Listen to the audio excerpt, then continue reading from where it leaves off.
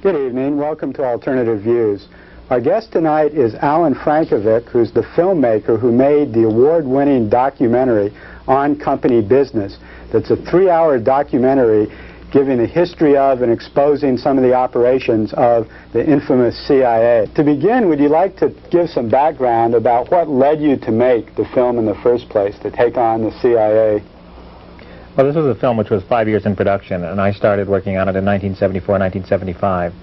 And it was apparent to me at that moment, and you have to remember that in 1975 the CIA was under investigation or on the verge of being investigated, that nobody was going to really go into the CIA and arrive at the conclusions that I thought one had to arrive at, because of the collusion between the CIA and all institutions of the American establishment. But on the other hand, a lot of people were starting to talk for the first time about things which had been done in secret over long periods of time. And I was able, therefore, to interview a whole series of people at every level of the CIA, from directors down to secretaries and accountants, and then spent a great deal of time actually researching coverage of events. Sometimes this involved CIA-created propaganda, which they inserted into the world media, and other times it involved contrasting what we were being told was happening in some country, and then contrasting that with the CIA operatives telling you what they were really doing, and that this was official United States policy, except it was conducted secretly so that we, the citizens of this country, would never know about it. Why did you decide that this was the time to make a film about the CIA? What did you think needed to be told to the American people about the CIA, and what was your goal in making that film?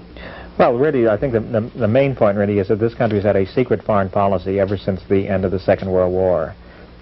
And one of the essential instruments has been the Central Intelligence Agency. In other words, we've had presidents, every president since Truman has made great moral pronouncements. But the CIA has been the instrument they have used actually to consistently, and in every part of the world. This is interesting. It's not only in third world countries. The first CIA operations were in Europe. And you have the United States government making great moral pronouncements and statements while it's using this instrument to penetrate, infiltrate, and destroy anything which gets in the way of what they define as the interest of the United States. And if you look at the historical record and you look at the countries the film goes into, you find that, for instance, the operations they conduct, they haven't bothered asking us if we felt threatened by this, that, or the other thing. And often there's economic interests that they're defending. As a matter of fact, I would say almost always.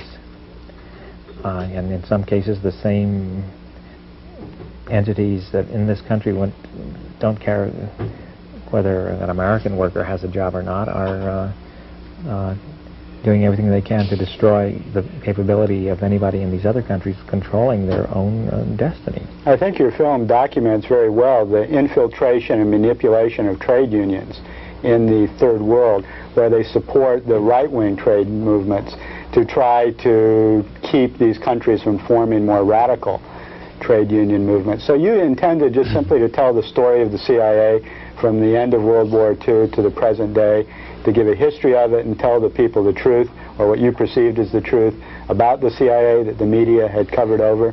Well, the thing was really to get people in the CIA who were talking for the first time to sit them down, have them tell the audience what they did, and to show consistently over a 30-year period of time that there were certain methods which were used and they had nothing to do with national security, essentially. They had a lot to do with justifying these operations, whether they're against Chile or Guatemala or Angola, or in European context, they had a lot to do with intervening in the internal affairs of a whole series of countries to force them to comply with what the President of the United States wanted these countries to do. And these kinds of activities are not something which just happened in moments of crisis. They go on every day in every country of the world. And they're the official but secret foreign policy of this country. And they're done specifically on presidential orders.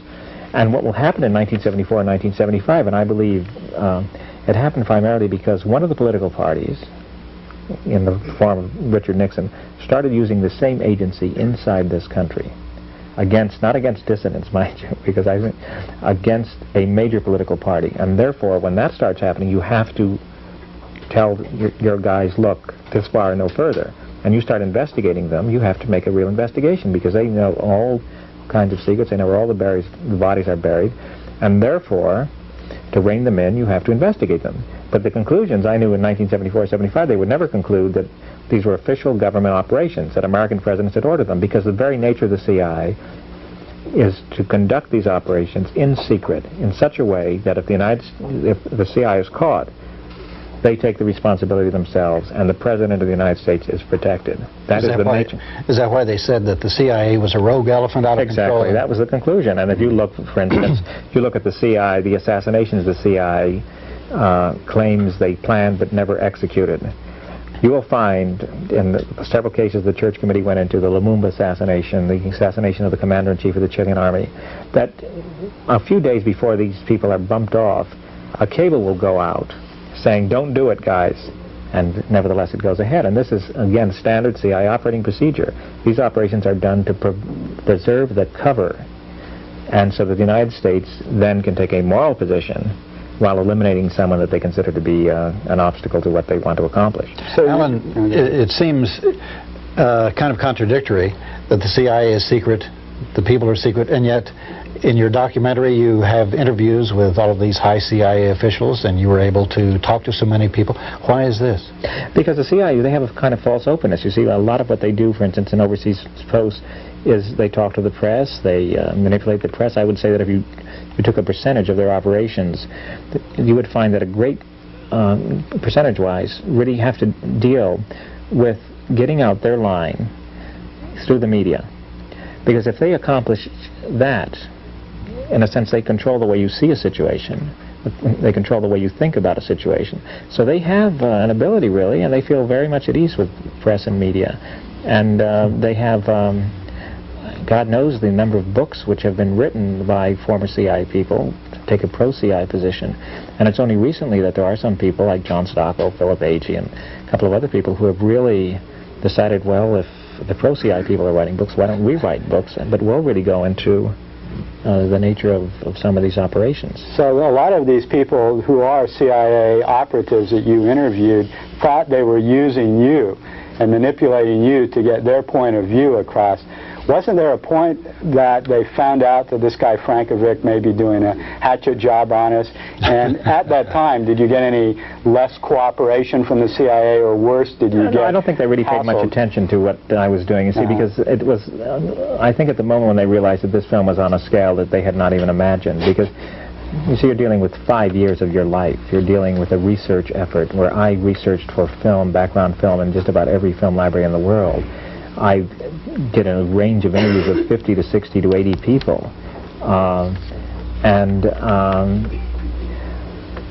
the other hand, you have to realize that, for instance, one of the persons interviewed in the film is a former president of CBS News, the founding president of CBS News and Public Affairs, and he says that when he became president of CBS News, they had a relationship with the CIA. He had inherited this relationship, and it involved providing cover to CIA representatives, but it also involved, and this is incredible, providing any material they had in their news library to the CIA. For instance, the CIA wanted to identify somebody in a country who was leading a demonstration. So you're dealing with a level of collusion, and you're dealing with the fact that there's a level of contact at the top level of the networks, and they're reaching 50 million people a night.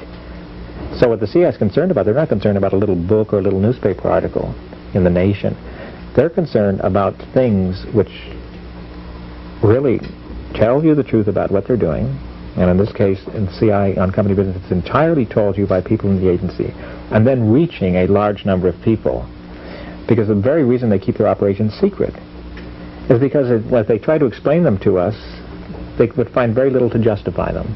And since this country is still a democracy, we're still allowed to vote, and God knows how long that's going to continue, it's going to be, they have to do these things in secret. In other words, they're keeping them not so much from the other countries, because I'm sure, for instance, in the case of Chile, that the government of Chile knew the CIA was trying to destroy their government. They're trying to keep them from us. And that's why they are very upset with some of the people who wrote books which were much more forthcoming than they would like to be. And that's why this film, because it has reached a very large audience, is of concern to them now. But when it was being made, I don't think they really cared one way or another. At what point did the CIA begin harassing you, if they did? And if so, how did they do it? Did they try to block the distribution in any way? Did they try to defame you? Particularly since the people who wrote books have been taken to court. Well, you see, the difference is that I never worked for the CIA. Philip Agee and John Stockwell did work for the CIA, and therefore they have a contractual obligation with the CIA. The second thing is that everything in that film is so thoroughly documented. In other words, as I said, everybody tells you what they did. And for instance, William Colby talks about the program they had in Chile and tells you that it was a program that started in the 60s, where they channeled a massive sum of money into political parties, which would be just like the Korean CIA deciding that they wanted to fund the Republican Party with $20 million. They're doing exactly the same thing. It's the structure of the film which is the problem, because as I said, you go through 35 years of history, you see all kinds of things which people did not know.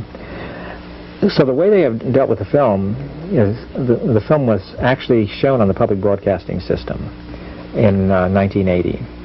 And that was because there were people in the public broadcasting system who saw that this film was going to be an historic document. It was going to be it was going to go down as one of the most important documentaries made in the last so many years. What they did not realize was the kind of political pressure they were going to get, and so therefore the response, it was supposed to be shown 3 times, it was shown once, and they got enormous pressure, and it was yanked. That's the first thing. The second thing is, rather than deal with any of the facts and challenge any of the facts, they have concocted an international campaign, which is one of the standard things they use, accusing me of being an international terrorist. And I'm the kind of person who doesn't even know how to load a 38 caliber pistol. And what they did there was that they took, for instance, certain, I'll give you an example. When I was a student at the University of California, myself and my girlfriend and now my wife and some other people, we organized a film society on campus.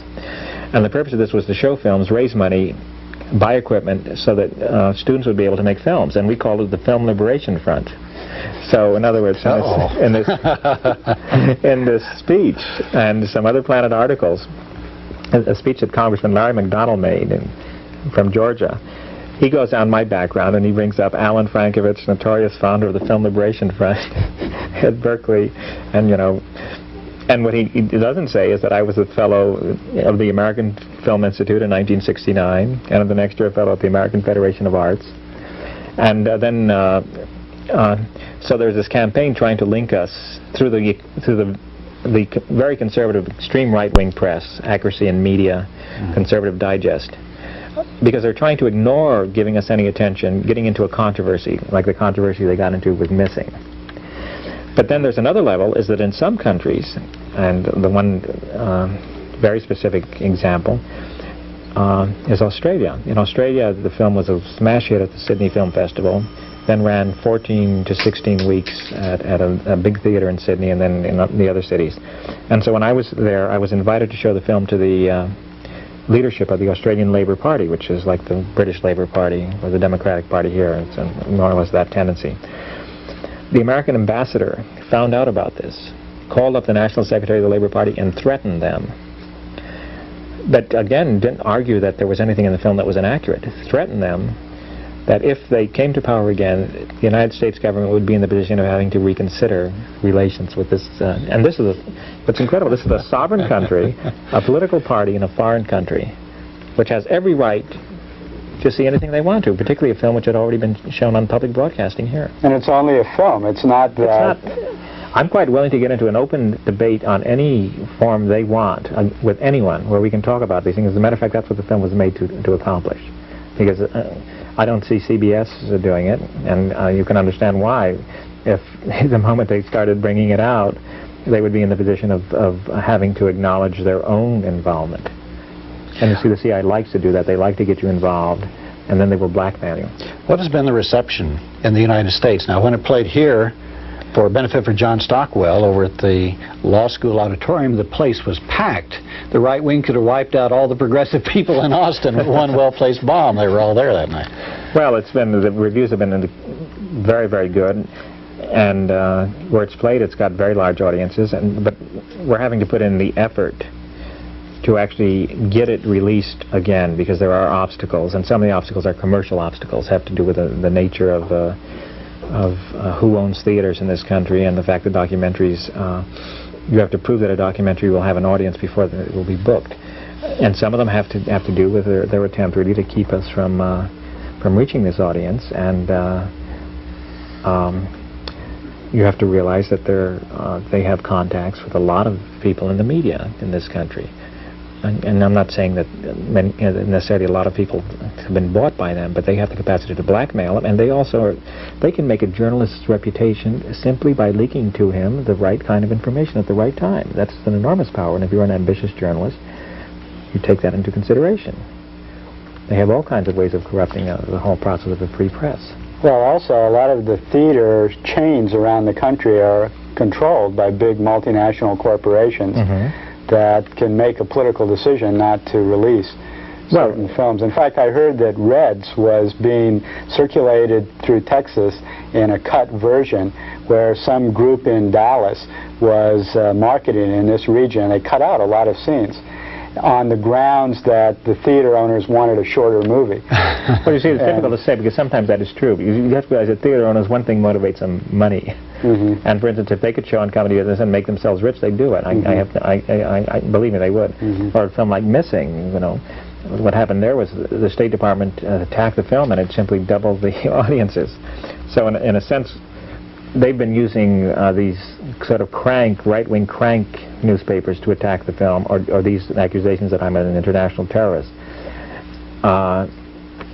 because they realized that if they started giving press conferences attacking the film, first of all, they could not sustain their argument, because, as I said, this film is entirely told you by people who are in the CIA, and they have never found a single fact in it which cannot be defended. Which is pretty remarkable, given the amount of information that's on that film. I mean, it's a very dense, informative film, and they haven't been able to challenge anything?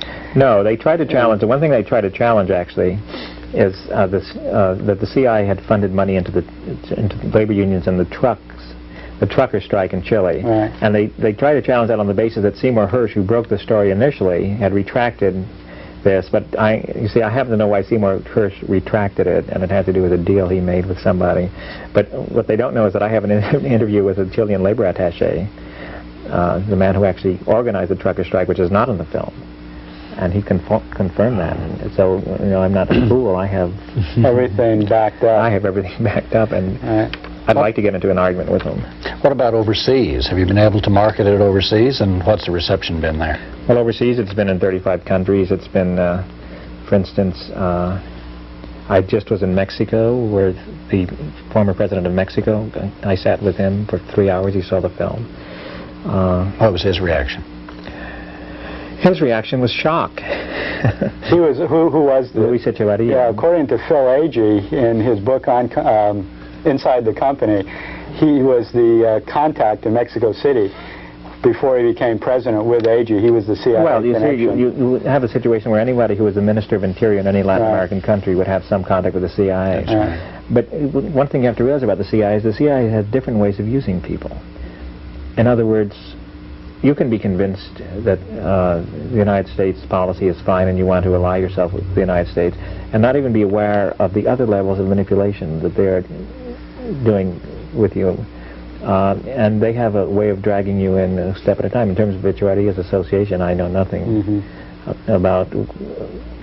I do know that when you see the full scope of this and the devious nature of the way they operate, and how everything is done in such a way that you might be part of this operation and you deliberately won't be given the rest of the parts, that the levels of manipulation are absolutely incredible.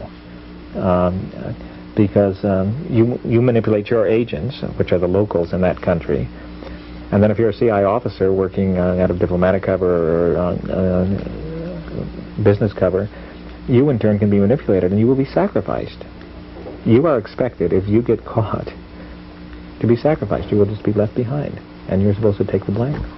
That's one of the reasons John Stockwell got turned off on the CIA. He became personally attached to some of the people he worked with in some of his operations and didn't like to see them get beat up or murdered or whatever once he left and the operation had collapsed. Right. Well, there's one of the people interviewed in the film, Joseph Burkholder Smith. He describes the nature of your relationship with an agent as just it's like being a con man working on the mark. In other words, working on your target.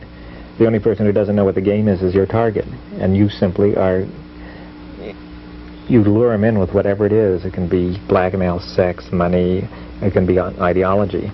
But you have a plan for him or her that they're not aware of, and you simply. And so there's dishonesty at the very basis of the relationship. What about other countries besides Mexico? You said, what, 38 the film's in 35 to 38 countries. It's been released, or will be released in just about every European country, or it's been on television in a lot of Latin American countries and some African countries, in Australia, New Zealand. It's been at 15 to 18 film festivals. And won some prizes? Right. At the two prizes, at the two festivals it competed, it won the top prize. It could not compete in Cannes because it had been at the Berlin Festival. Well, what about the new information about the CIA that's come out recently? Do you have any taps to what's going on? Any books that are coming out, for instance? Well, I know of a couple of books coming out, including there's a new book coming out by someone who worked in Vietnam and Thailand. His name is Ralph McGeehee, which should be coming out in the next few months. But I think you can see, if you see on Company Business and the kind of methods the CIA has used over the past, you can see their hand in a lot of different parts of the world.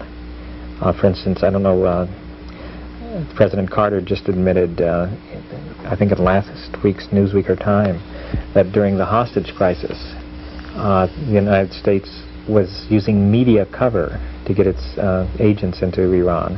And of course the Iranian government at that time was saying that, and none of the media were covering it. And well, they kicked all the media out at one point on that ground, and people thought they were just being paranoid. Yes. But here's Carter admitting that they were justified from their point of view. Right, and you're in the kind of situation where you find all of these things are happening, and some country accuses the United States of doing something, and the American media just ignores it or ridicules it. And then 5 years later, you find out that in fact they'd done all that and more. And more. Mm-hmm. In fact, there was just a document that was leaked to the Washington Post last week, which was a 60-some page document put together by the House of Representatives, not exactly a radical group, listing all of the CIA operations in Central America over the last few years and being quite critical of some of them. Did you get any information on that? Have you seen the booklet yet? Or? No, I haven't seen the booklet yet, but you can see, for instance, in Central America, it has to be one of the arenas where they're extremely active. Well, they've admitted that they're channeling $19 million into corporate programs against Nicaragua.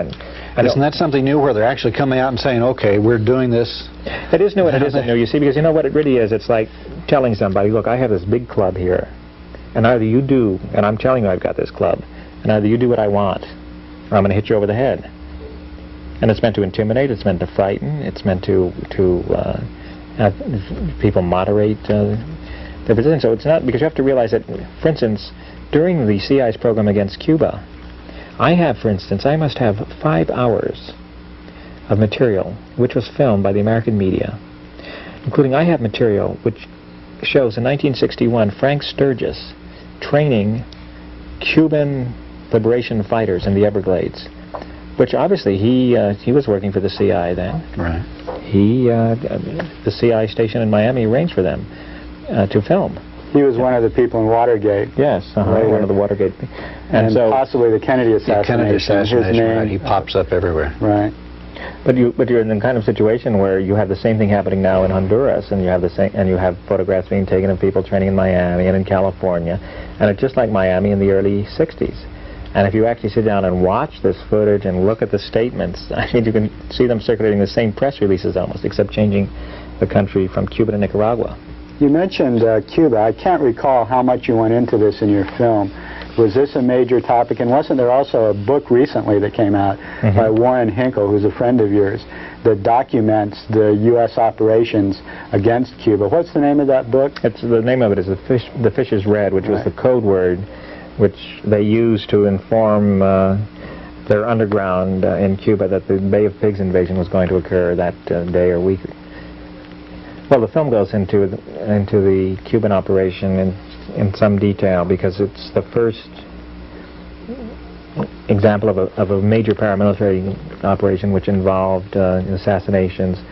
It involved destroying the economy, and this is told to you by Richard Helms. It involved blowing up bridges. It involved, as a matter of fact, Richard Helms in the film says, well, why should I have told the Congress about our attempts to assassinate Fidel Castro when we were essentially killing thousands of Cuban citizens in this program that went on in years, dengue fever, you know.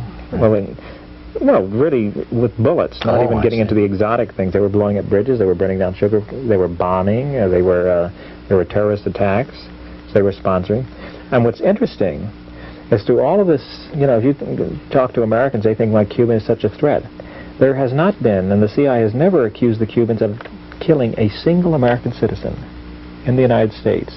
They have never accused the Cubans of blowing up a single American bridge, a single American industrial plant, and yet they feel perfectly justified to have done this over a period of time. Ships, oil refineries, they've blown up there, sugar cane, etc. Chemical warfare, bacteriological warfare. In fact, now that I think of it, Bill Moyers made a CBS reports called The CIA Secret War, Secret Army, that really documented the U.S. involvement in Cuba. Were there things that he left out there that you thought that... Well, what he left out was, you know, everyone was surprised to see these people give interviews so freely, but they had the habit of doing it. I mean, the CIA station in Miami for years had been arranging for them to be interviewed, because they wanted to create the impression that this was a huge movement. There were all of these Cubans who were just raring to go in and liberate their homeland from tyranny, etc. And so a lot of what the CIA does is it's public relations of that sort. It's really creating the appearance of this huge movement. And everyone was surprised because, you see, I have a lot of the stories which go back to 60, 61, 62, that whole period. Every time the Cuban counter-revolutionary groups or the CIA groups like Alpha 66 had a convention, they filmed it, and there were interviews. And before the Bay of Pigs, I have footage of Cuban nationals going around, giving press conferences, and asking for recruits. Now, in the United States, according to the federal code, that is a criminal offense. You cannot mount. It's something they can put you in jail for 5 years. You can't recruit foreign armies. Exactly. In the country. Well, how, Alan, would you characterize the CIA under Reagan? Are there new sorts of operations? Is it unleashed on a wider scale? Or is it more or less doing what it had been doing for decades? Well, it's doing what it's been doing for decades, but in a different context, in the sense that internationally more people are aware of their methods, and I think Americans generally understand, some Americans understand. But the CIA now has the right to do things inside this country that it never legally could do before. In other words, and I'll predict that using the justification of fighting terrorism, and in some instances they are going to be encouraging and publicizing terrorist incidents in order to get everyone nervous. You're going to see them start doing things inside this country to control people that they've been preparing to do for a period of time. In other words, what? Well, they have the right now, for instance, to infiltrate any kind of political organization, any kind of group at all in this country, which was what they were not allowed to do before, partly because of the contradictions and the problems of jurisdiction between the FBI and the CIA. And that is really, they can do it on the flimsiest of excuses.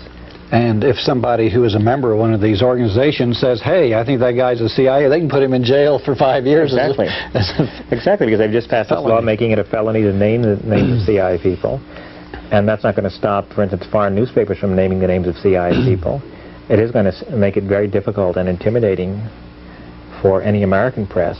And as I said, the reason the CIA exists is not to keep these covert operations secret from the countries that are being targeted. The Nicaraguans, who are having their own people killed every week, know the CIA is behind these things. We don't, though. We read the things and say, oh, it's just another one of those accusations. These operations are secret. to keep them from us and to preclude our deciding what we want our foreign policy to be. And so it becomes moot who you vote for anymore, because the presidents are still going to go on using the secret instrument. And that's why I think the issue of covert operations of the CIA is critical. Well, Alan, it's not just the names of agents which can't be talked about anymore. It's any of the activities of any of the intelligence services, and that includes the FBI or the Bureau of Alcohol, Tax, and Firearms. That means that you wouldn't be able to make your documentary on company business now, right? Right. It would be extremely difficult to make, and but it also means that, for instance, and there are documented incidents, if you have someone in your group who proposes to you a terrorist incident and is actually working for the FBI or the CIA, and this has happened in the past, that you are not even allowed to denounce him at a press conference that so-and-so has suggested we blow up an oil refinery, etc., and that we know that this man is working for the CIA. They could actually throw you in jail for 5 years for revealing that. In other words, so you have no form at all of protection. And it's like creating the legal basis for the creation of an enormously powerful secret police force for use in this country. And that's exactly why, I think the Watergate investigation occurred, because, as I said, in this case, Richard Nixon made a big mistake, and that was to have used the CIA or elements connected with the CIA inside this country. And against the other major party. Against the other major party, and the other major party was not about to just roll over and die. Well, there are some people who say that it was the CIA who was very instrumental in breaking down Richard Nixon. Because there are people. Because they leaked information about the tapes, for instance. Yeah, but you have to understand that there are people who understand that the destruction of the CIA would be when it gets politicized. In other words, if it becomes an instrument where whatever party is in power appoints a political appointee so they can protect themselves from destabilization efforts, then it's going to ruin it as an agency. Because you see, an intelligence agency, and there are American presidents and even CIA directors who are concerned about accurate information. I'll give you an example, which is a very dramatic one. One of the people interviewed in the film is Jesse Leaf, who was the former CIA chief analyst on Iran. His job, among other things, was to take all the intelligence they had from every source, in other words, from their satellite surveillance, from their telephone taps and telecommunications surveillance, from their agents, from the Army, the secret police, whatever, and project, first of all, describe what was happening in Iran in every sector of the society, and then project what the trends would be over a certain period of time. And these reports are prepared, and everything is documented. It's like doing a thesis. You refer to where you get all the information. He concluded in 1971 or 72 that the whole thing was going to blow up. That the Shah, the level of corruption was extraordinary. The Shah was antagonizing everybody. Everybody was going to unite against him. He prepared this report, and this is on the basis of his honest appraisal. Submitted it to the agency. The head of the Iran desk the next day called him in and said, "This is unacceptable." He asked why it was unacceptable. He was told it's unacceptable because it's just unacceptable. Well, what he discovered was that this man who had worked as a consultant to the Shah, number one. Number two, there were major American economic interests that were at stake, and they didn't care what happened in Iran as long as they made $300 million a year profits. If they could get 5 more years like that, the whole thing could go to hell at the end of the period of time, and they wouldn't give a damn. So that's what he was fighting about. This was a single individual. This is like an American movie. It's like a Gary Cooper movie. This lone guy, not a gunslinger, walking down the street, representing honesty, etc., and he runs up against this whole structure, which is saying, no, we don't care what happens. And in the film, he tells you that he knew that the Savak was torturing people. His boss went to Iran and spent 5 years organizing the Savak. He had all kinds of reports about this. That the CIA was running Iran. That the Shah of Iran was a CIA agent. In other words, this man is the emperor of emperors, the emperor, the Persian king of kings, tracing himself back to Darius and Xerxes. And yet, the CIA chief of station would call him up, and he would volunteer information on what was happening in the royal palace. And so what they see is they see the embassy taken over. And Americans say, my God, these people are ungrateful. We've been channeling all this money. And they don't even know that rather than channeling all this money, they have been bleeding the country dry. They've been running the country. Everyone in Iran knows it. And so the anger comes out of that. And you look at the American media coverage of Iran and compare it with the European media coverage, that's incredible. I know of cases, for instance, where the Iranians made available Sabak agents to the press. They could interview them, who were trained in the United States in the International Police Academy. I even know of a case of one man who, when he was trained here, invented a torture instrument, which is a pretty frightening thing, because what it is, it's like a hair dryer, this old woman's hair dryers. And what they would do is they would put it over your head, over your ears, and they would torture you in your own screams. It was designed so it was acoustically such that your own screams would actually reverberate in your ears. Right. And of course you might say, well, this man might have been planted. The Iranians are making propaganda, but at least someone should have gone and talked to them. And checked it out. And checked it out. Nobody did. Isn't there a similar story with Vietnam that has become a national scandal recently, where there was a CIA analyst, an intelligence analyst in Vietnam, who was supposed to assess the troop strength of the Viet Cong and the North Vietnamese troops, and would send reports in that were, according to a CBS News report, discounted by Westmoreland and the military establishment. Do you have any position on that issue, which is now, I guess, Westmoreland sued CBS, claiming that they defamed him. TV Guide has had giant articles about it, etc. Do you have any insight into this issue?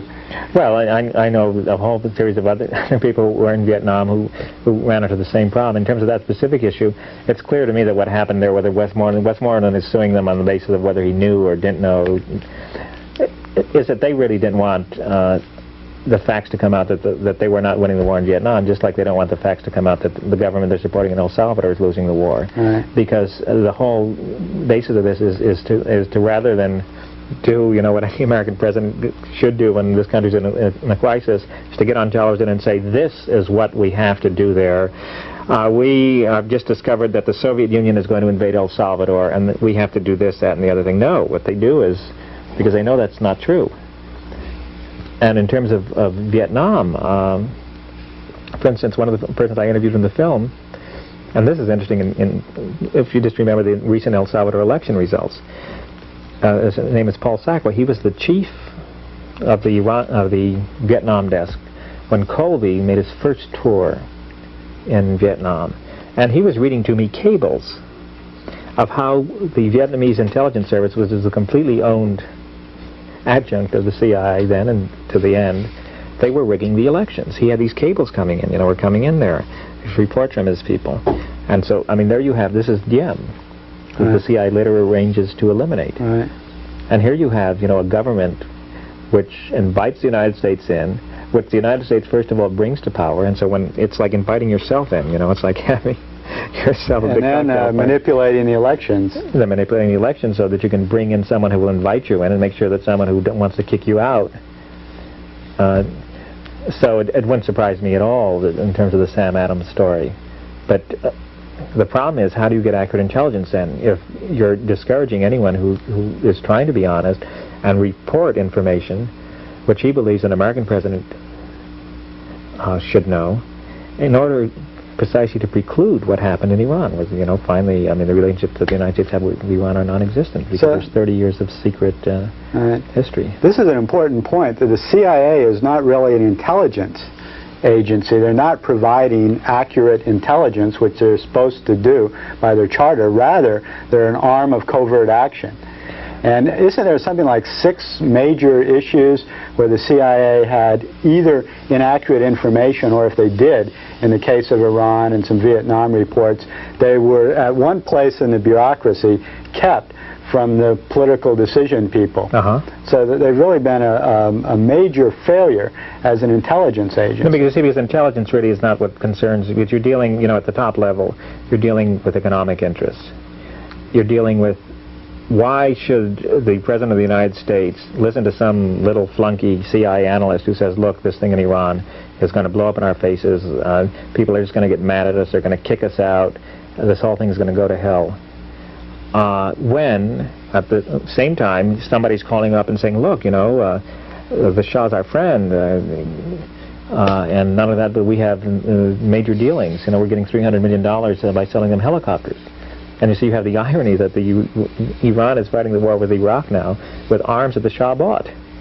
And the United States have every reason to believe that they're encouraging the Iraqis, but because they see the Iranian process as very dangerous, because it's a nationalist process, and if it spreads over into Saudi Arabia, and the Saudis realize that the kings of Saudi Arabia have sold them down the river and will keep on selling them down the river forever, that'll have an impact. But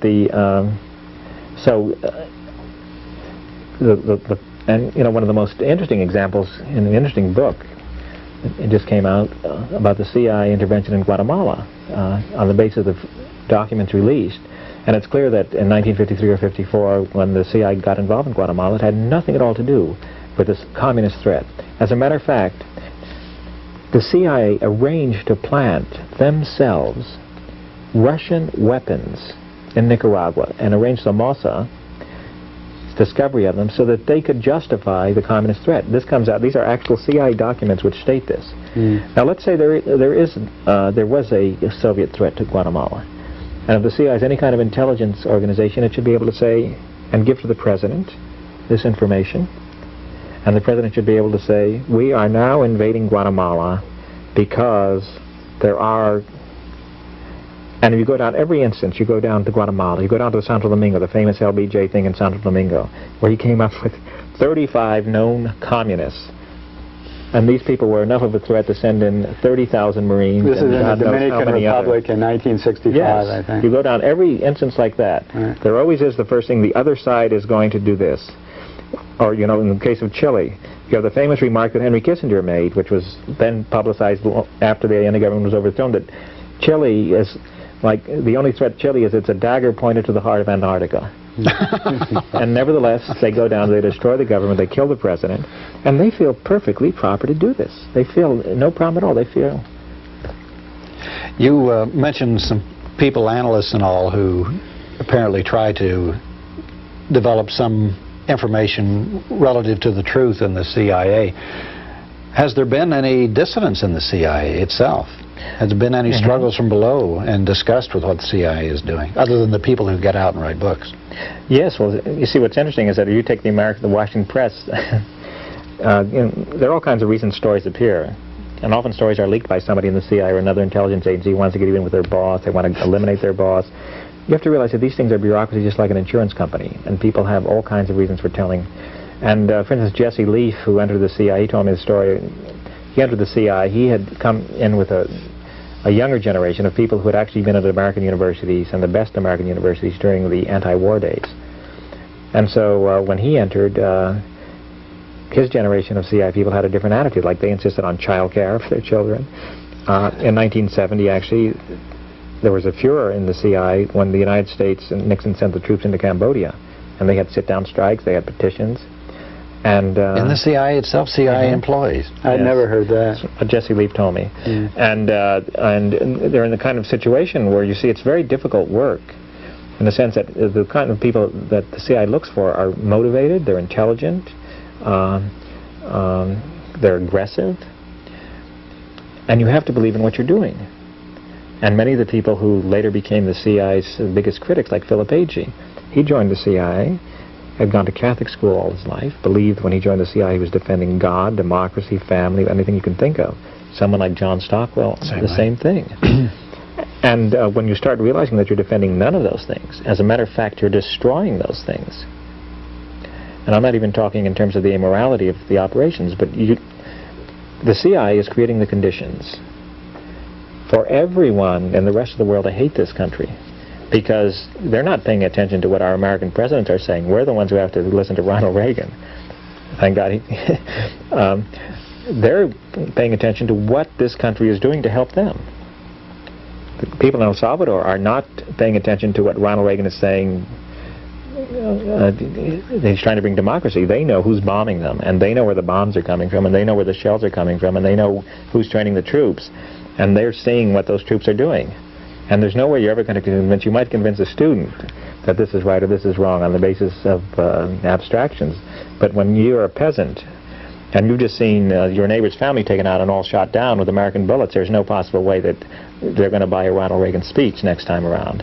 Alan, do you have any insight into what kind of a person is in the CIA today?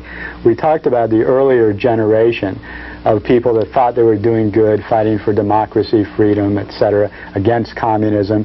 We've seen the disillusion of that generation. We've read their books, people like John Stockwell, Philip Agee. What kind of person is in the CIA today after all of these revelations of the evil that they've done all over the world?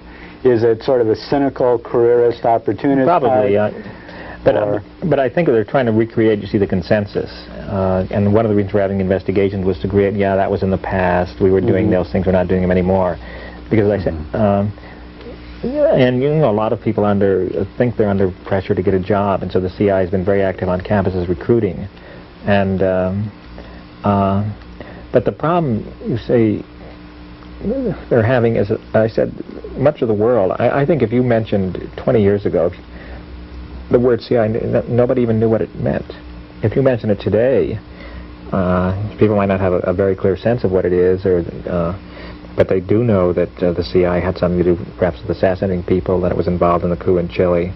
The things they might not know is its extensive operations of the trade union movement, its extensive penetration of the American media, its use of religious groups even, and its continuing use of religious groups. But I think the kind of people they're looking for are the same kinds of people. They have to be people who believe in what they're doing, who are motivated. But I think in this case, some people are probably saying to themselves, well,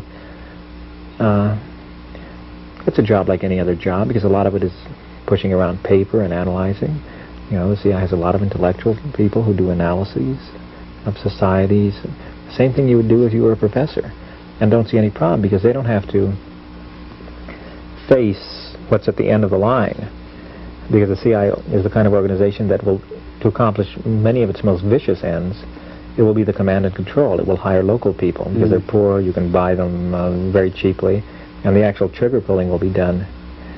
That might be the one difference between the CIA and, say, other secret police forces, is the Americans have an American way of doing it, and they don't like to pull out the fingernails, you know. In other words, somebody else, just find somebody else to do it. And so you don't have to face the moral consequences. That seems to... Go ahead. Yet someone that's working for this agency and seeing all these revelations of all the dirty tricks and evil deeds done by the CIA must know that this agency is doing all of these things.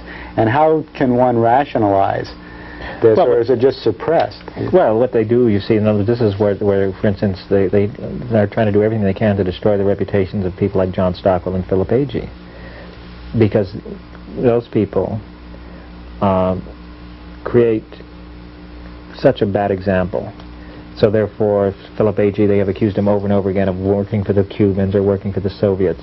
John Stockwell, the same kinds of things. I mean, the senator from Utah, Hatch, essentially got into a discussion with him at a Senate hearing. Because what they don't want Americans to realize is that they have nothing to do with American patriotism. I mean, I can tell you that the people who are running the CIA now, if they had been in the American Revolution, they would have been running the British Army. How so? I didn't get that. Because they are on the side of manipulation. They don't believe in democracy anywhere, certainly not here and nowhere. They're not interested in defending anyone's real security. They're an instrument which defends certain very powerful economic interests, which are just as willing to see American workers fired if they're not going to be making money, as they would to see Guatemalan workers killed. And that's the reality of it, and they've wrapped themselves up in the flag too long. You take a person like John McCone, director of the Central Intelligence Agency, on the board of directors of International Telephone and Telegraph, one of the founders of Bechtel Corporation. You look at his life over the last... He has not given a single drop of blood ever to this country, and he certainly made himself enormously rich. And you contrast that with the life of many other people it's gone through. And he, you know, appears in the film and justifies what they did in Chile, because International Telephone and Telegraph was worried that their telephone company was going to get nationalized in Chile. And the Chilean government did nationalize it and compensated them for their book investment. In other words, their declared investment, $30 million, whatever it is, which they declare as the worth. they didn't feel that was justified, because of course they were under-declaring what the real wealth was, so they wouldn't have to pay taxes. So they kind of got hoisted by their own little tax evasion scheme.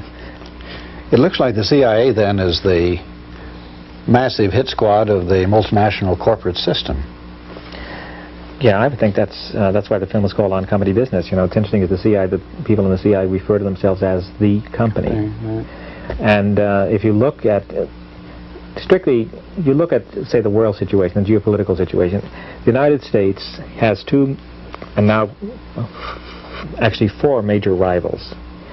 It used to just be the 2 major communist countries, the Soviet Union and China. The CIA has never had any success at all against those 2 countries. In the 50s, they were parachuting people into Russia to set up guerrillas, and they all got wiped out. China, the same thing. They've been extremely successful against Guatemala, against Iran, against Chile, against Angola, against any of a number of countries. Although some of those backfired, like the Angola. Well, a lot of them are going to backfire in the end, you see, because it comes down to, you to really think in the end that you can control people by beating them down, by getting them mad at you, by making them starve to death and watch their children die at 4 or 5 years old. And in the end, I don't think you can, because in the end, if you're going to watch your children die at 4 or 5 years old, you're going to come out and fight. That's all you have. That's all you have left. And so, and one of the great stories I like to tell is how James Angleton, the head of the CIA's counterintelligence corps, and this is the part of the CIA which is designed to protect the CIA from penetration by Soviet agents. Well, the highest level of Soviet penetration we know of into Western intelligence, at least that I know of, is Kim Philby, who was a top British intelligence officer who was working for the Soviet Union for the last 20 or 30 years. He was stationed in Washington to be the liaison between the CIA and the British intelligence service, particularly on Soviet affairs. And Kim Philby at one point was in charge of these parachute drops into the Soviet Union. And of course, these people never survived. When he was in Washington, James Angleton, who loves the British, is a great Anglophile, he went to Yale University and thinks Cambridge and Oxford, he would have lunch with Philby about 3 times a week, and God knows what they discussed. I'm not saying that Angleton is working for the Soviet Union, but he certainly couldn't see what was right in front of his face, because this man was talking with a British accent, was browbeating him with a British accent, and so on. So here you have this great organization with 10,000 employees, and God knows what their budget is, because that's a secret, going up and beating up, you know, people in Guatemala, which is no big accomplishment, really, considering the poverty there. You mentioned a couple minutes ago that America had 4 major enemies, the Soviet Union and Red China, that they'd had no luck against those 2. What are the other 2? Well, Japan now, in other words, because you realize the United States... As an economic rival. Yeah. But you see, the way they have to look at it at that level, it's rivals. If Japan is outselling, you know, if Americans are buying Toyotas here rather than Chevrolets, they're becoming a rival. And Sony rather than RCA. Exactly. As a Western Europe.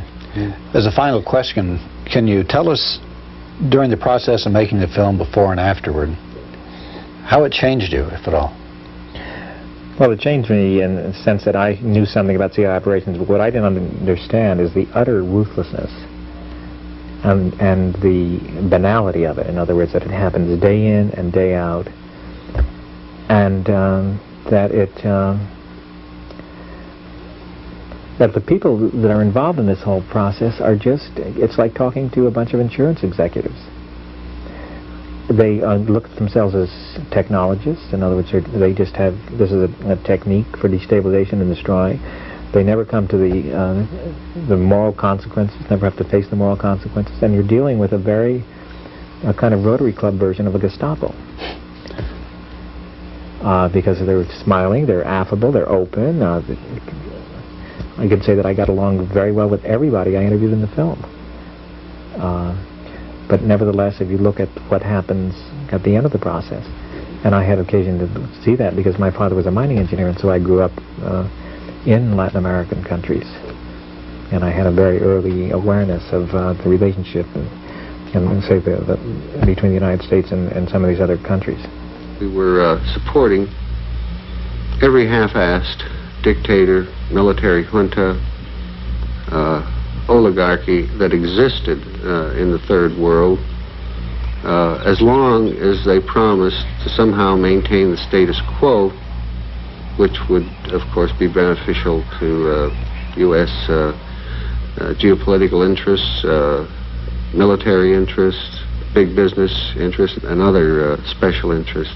Have government agencies like the Congress, the Senate Committee, for example, to oversee the CIA, talking about the agency now being under control and that the abuses of the past have now been eliminated, as if the agency wasn't under control all along, and as if what they call abuses weren't ordered by presidents.